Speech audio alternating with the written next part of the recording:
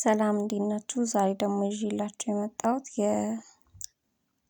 የእንቁላል ከካሮት ጋር እንዴት እንደሚሰራ ነው። ይህም ቆንጆ እና ጥፍጥ ያለ የእንቁላል አሰራር ነው። እንቁላል ብቻውን ከምንሰራ እንደዚህ መስራት እንደምንችል ለማሳየት ነው ማለት ነው። እና ካሮቱን ፈጭተን እንደዚህ ጥብስ እስከሚል ድረስ ከዘይት ጋር በደንብ እያቁላለን። ጎን ለጎን ደግሞ የምናዘጋጀው ነገሮች አሉ።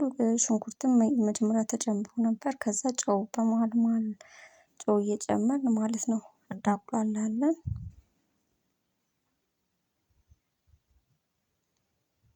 በደንብ ብስል እስኪል ድረስ እየከደንን ማለት ነው እንጠብሰዋለን።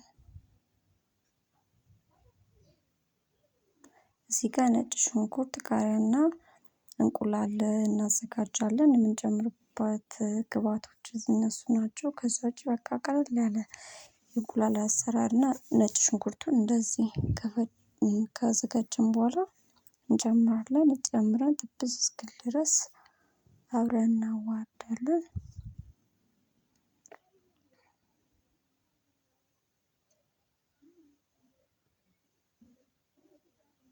እንዳይዝብን ቶሎ ቶሎ እያማሰልን እና ጥብስ እናደርገዋለን ማለት ነው።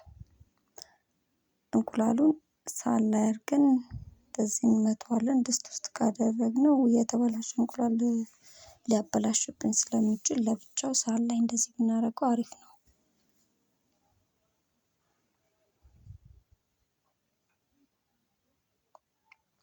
እንቁላሉን እንዲህ አድርገን ከመታን በኋላ እንጨምርበታለን። ከዛ በደንብ እናማስለዋለን ማለት ነው። እጃችን ሳያርፍ እናማስለዋለን እንዲቀላቀልልን።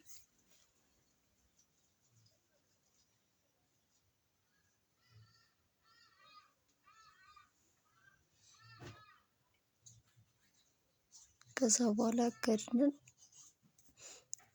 እንዲበስልልን እናስቀምጠዋለን ማለት ነው።